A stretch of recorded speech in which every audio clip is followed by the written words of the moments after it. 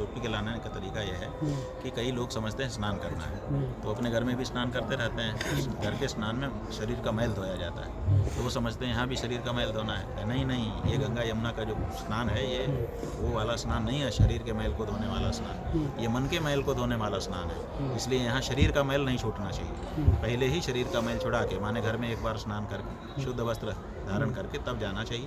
प्रणाम करके गंगा यमुना को संकल्प करना चाहिए कि मैं पुण्य स्नान करूंगा जिससे मेरे पाप नष्ट हो जाएं, पाप धुल जाएं, और फिर पवित्र भाव से अंदर प्रवेश करना चाहिए। कमर पर्यंत जल मिल जाए तो वहाँ पर डुबकी लगानी चाहिए।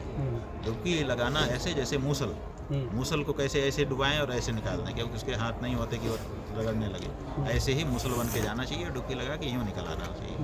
ये बताया गया है। और ये भी बताया गया है कि जिसके पाप यहाँ गंगा यमुना में धुलते हैं वो सशर्त धुलते हैं, निशर्त नहीं धुलते। ऐसा नहीं कि डुबकी करोगे तो धुल जाएंगे, शर्त के साथ। क्या शर्त है? शर्त यह है कि यहाँ से डुबकी लगाने पर मैं तुम्हारे सब पाप धो दूंगी, लेकिन यही शर्त है कि इसके बाद पाप मत करना। तो लौट करके जो जाता है फिर निष्पाप जीवन बिताता है इसके बाद कि अब मैं गंगा नहा के आ गया, अब मैं पाप नहीं करूँगा। अभी तक जो बचपने में ना समझे में इसमें उसमें कर लिया, अब वो पाप मैंने गंगा में जाके धो लिए, अब मैं समझदार हो चुका हूँ, अब मैं पाप नहीं करूँगा। ऐसा जो संकल्प लेता है उसके पाप सदा सदा के लिए नष्ट हो जाते हैं। और जो यहाँ से जाने के बाद भी वही जो कर रहा था वैसे ही करता है तो उसका कोई फायदा नहीं, वो हाथी स्नान हो जाता है।